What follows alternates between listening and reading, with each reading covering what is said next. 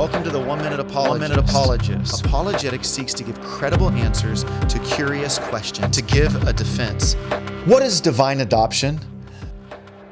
I love this word adoption, and I love even more what it represents theologically. It represents being grafted into the family of God through Jesus Christ.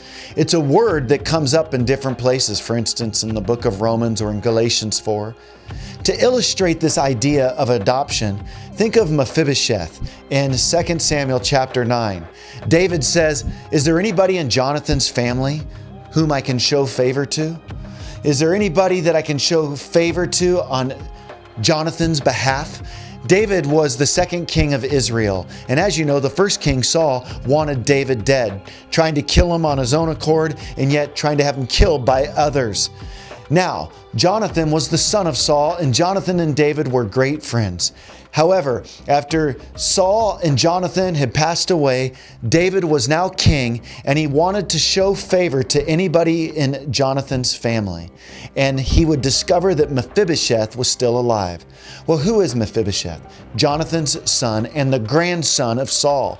David could have taken action on Mephibosheth because of what Saul tried to do to him. Yet because of Jonathan, he showed Mephibosheth favor. Now, Mephibosheth, it's a name that means shameful one. And he was from Lodabar, which means the place without pasture.